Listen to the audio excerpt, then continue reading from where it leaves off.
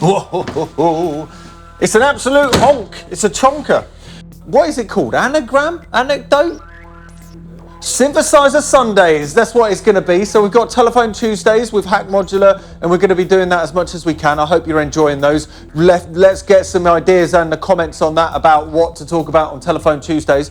Also think about other ideas for other days, if we can think of them. Like, we're trying to think of tape reel Thursday. Oh, it doesn't work, does it? But anyway, today we've got Synthesizer Sundays. So this is the first one. We're going to try and do one every Sunday. They're just going to be a little bit, you know, quick doddles. We might not even be making noises. We're just going to talk about synthesizers. Hello, how's it going? So you all know that we've been doing Telephone Tuesday. That's because we've been sorting out the telephone exchange room at the museum. This museum's not obsolete. We're in another room right now, which didn't exist before. This is now where we're going to be putting the synthesizers that were in the telephone exchange room, as well as dotted around all over the place. This is going to be called the Obsolete Sound Lab area, and it's basically going to be experimental parts, DIY synthesizers of the era that we've got, and also test equipment, things like that. Today we're going to be talking about the Digisound 80 because it's the first one that we're going to be plopping in here. You'll see we've got some nice... I've done a video on this over on my channel.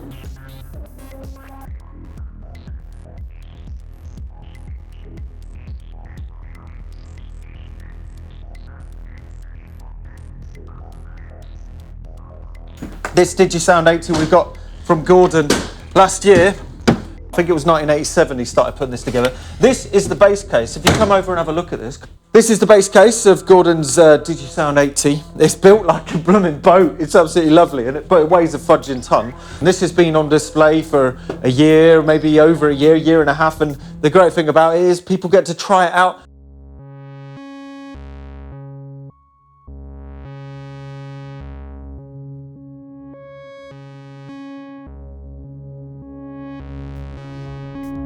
So around the back of this, we've got some nice chunky heat sinks for the power supply, kettle lead in, bunch of fuses, and then these 5 DIN connectors connect up to the cases that go above. I'm going to put it right here so we can get a bit of documentation slid in here. This is what Gordon was collecting. It's the whole year 1980 and a few more of this project indeed from Electronics Today, because Digisound 80 was in Electronics Today International. In fact, I think the first one on February 1980 actually has the initial introduction of the Digisound 80. You'll notice that these are actually black face plates. In fact, it started in these little boxes. So before it was a modular synthesizer design, it was in these little boxes. That quickly got updated to this, and then quickly after that they got changed to the white face plates that are here.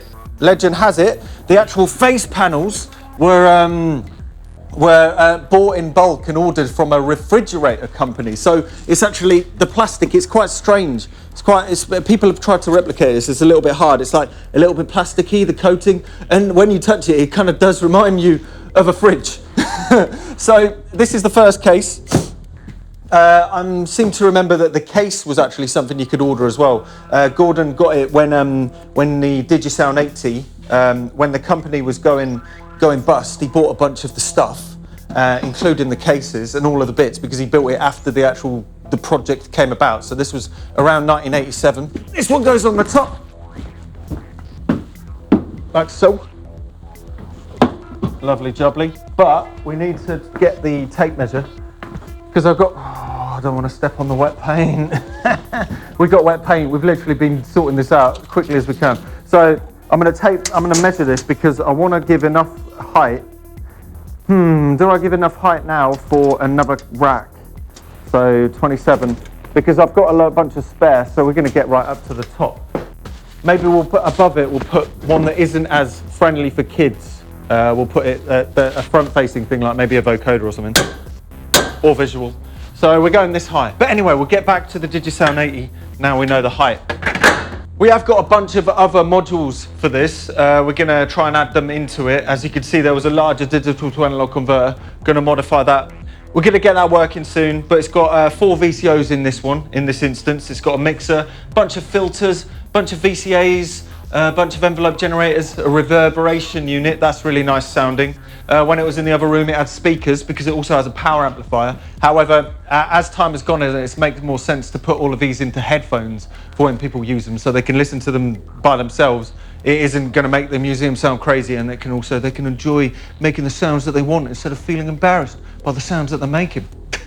You know? But yeah, that is the Digisound 80. A little bit of a quick talk about it. Here's a little excerpt from the other video. Let's see you next Sunday on Synthesizer Sunday, where we plop another one over there.